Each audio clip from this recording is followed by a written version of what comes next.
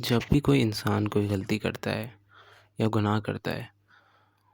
तो उसका फ़ौरन से ही वो इंसान एक ऐसी स्टेट में चला जाता है कि वो या तो डिप्रेस हो जाता है या तो वो होपलेसनेस की स्टेट में चला जाता है या तो दोनों हो जाता है। और अगर हम इस चीज़ को इस पर्सपेक्टिव से देखें कि इंसान जो है वो परफेक्ट नहीं है और वो बार-बार किसी न किसी गुनाह में मुब्तला रहता है at some point of his life, कभी न कभी कुछ ना कुछ ऐसा ज़रूर होगा जिसमें वो कोई ना कोई गलती ज़रूर करेगा। और अगर इंसान परफेक्ट होता और अगर वो गलतियाँ ना कर पाता तो वो बार-बार अल्लाह के दर पे क्यों जाके मग़फ़िरत माँगता? ऐसी ही बात है ना कि अगर इंसान बार-बार गलती ना करे, अगर बार-बार कोई गुनाह ना करे, तो वो कैसे वापस खड़ा होगा उस गुनाह से और वो इतनी हिम्मत रखेगा कि वो अल्लाह ताला से उस गुनाह की माफ़ी माँगेगा और मग़फ़िरत करेगा, यू नो। तो हमारे लिए बहुत ज़रूरी है कि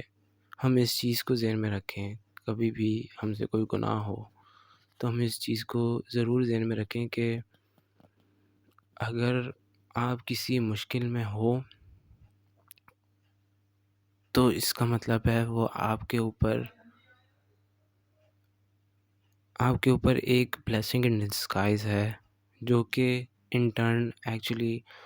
आपको अल्लाह की तरफ लाना चाह रही है।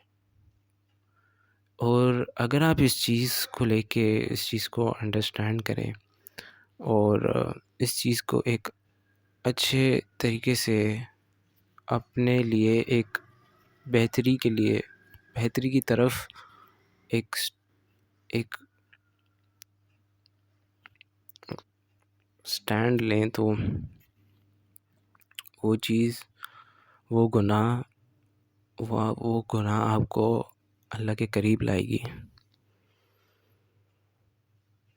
तो अगर आप इस पूरे पॉइंट ऑफ व्यू को इन अ ब्रॉडर एस्पेक्ट आप इसको अंडरस्टैंड करें तो आपको ये रियलाइज़ होगा कि आप जब भी कोई गुनाह करते हैं तो दैट डज़न्ट नेसेसरीली मीन्स कि द वर्ल्ड इज़ एंडिंग और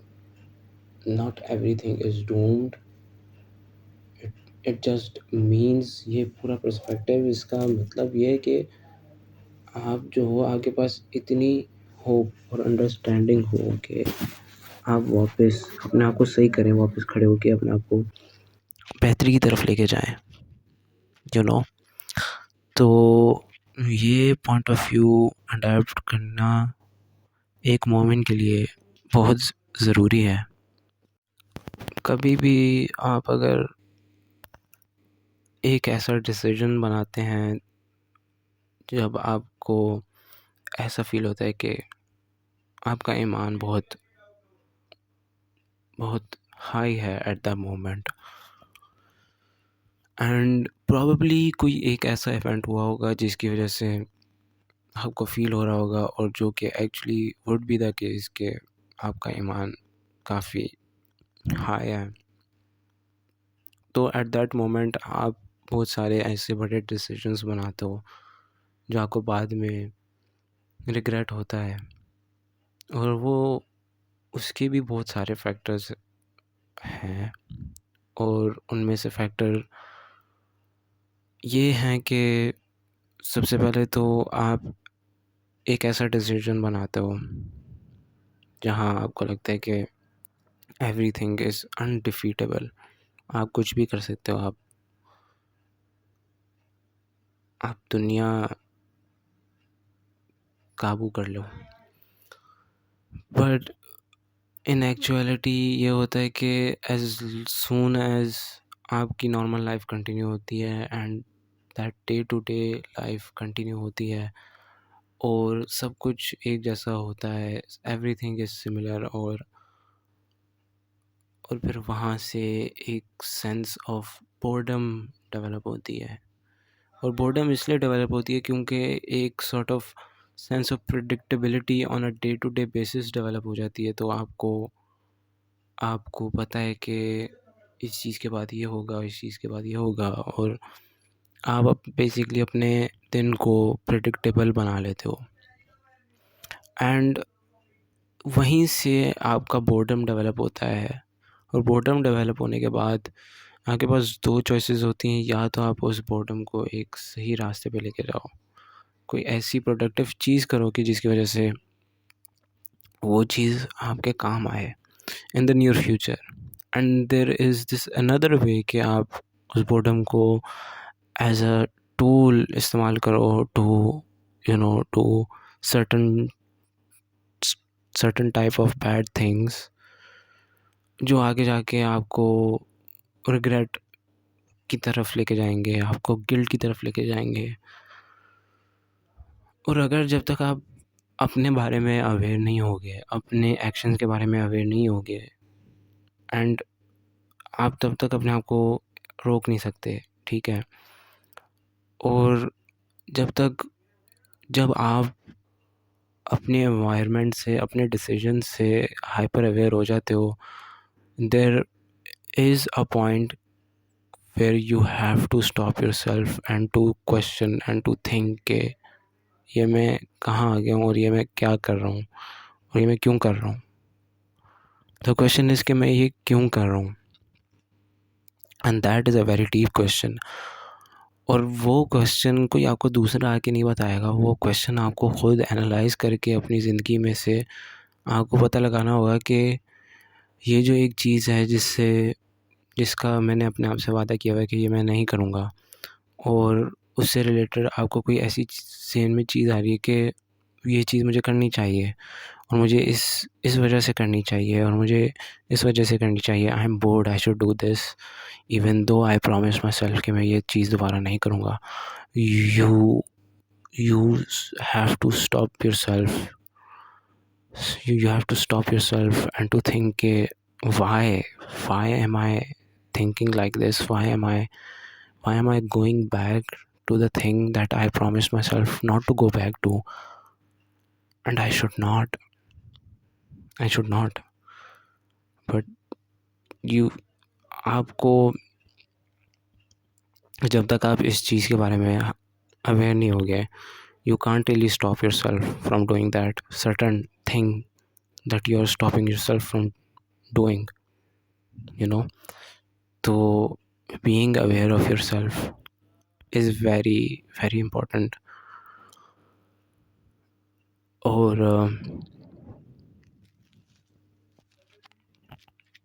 यस, अब ये है कि अपने आप के बारे में या अपने एनवायरनमेंट के बारे में या बेसिकली इन जनरल चीज़ों के बारे में डीपली अवेयर होने से सबसे पहले तो आपको ये पता चलेगा कि आप किस चीज़ में गलत हो, ठीक है। फिर दूसरी चीज़ आपको ये पता चलेगी कि आपको कहाँ गलत ट्रीट किया जा रहा है। और ये चीज़ तो मेरे लिए भी काफ़ी मुश्किल होती है at times when it has to be related to sort of blood relationship. तो आप इस चीज़ को आइडेंटिफाई नहीं कर पाते कि कहाँ जो है मेरी लिमिट्स जो हैं वो ऊपर जा रही हैं, और दूसरे की जो नीड्स हैं वो मेरी मेरी मेरे मेरे सेल्फ रिलायंस से ऊपर जा रही है। मेरी जो है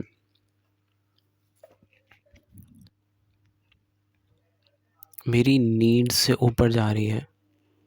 दूसरे की नीड्स मेरी नीड से ऊपर जा रही है,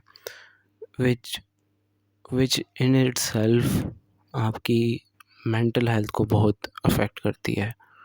to a very very deep level. And most of the time हमारी सोसाइटी में, खासतौर पे हमारी पाकिस्तानी सोसाइटी में, हम इस चीज़ से अवेयर नहीं होते कि कहाँ where we have to draw the line, कहाँ जो है कहाँ मुझे अपने आप को पहले where is the point where I have to put myself first compared to my family। मतलब मेरी फैमिली जो है उनकी भी नीड्स हैं, ठीक है, लेकिन your priority should be your self first then your family. और जब तक अगर आप अपने अपने मेंटल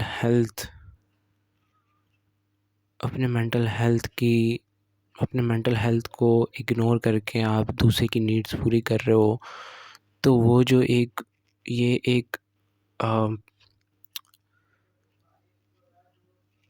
एक साइकिल आप समझ लो है, वो आपकी मेंटल हेल्थ को आपको पता भी नहीं चलता, और वो आपकी मेंटल हेल्थ को बहुत ज़्यादा अफेक्ट करने लग जाती है, टू द पॉइंट कि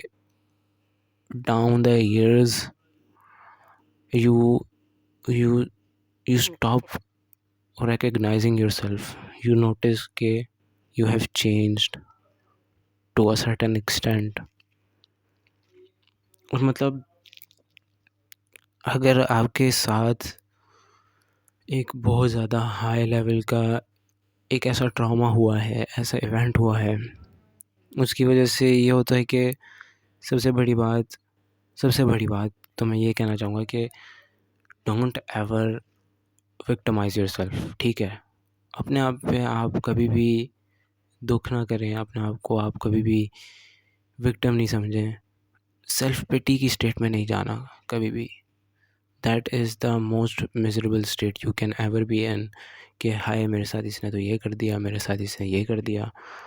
you will just start two point your problems towards someone else, जो कि आप खुद सॉल्व कर सकते हो, लेकिन आपने माइंडसेट ऐसा बना लिया तो आप जो है अपनी प्रॉब्लम्स दूसरे के ऊपर डालते हो,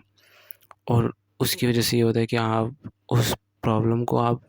सॉल्व नहीं कर सकते, जो प्रॉब्लम आप फेस कर रहे हो, यू नो। और फिर बाद में if you have gone under a very high level of trauma or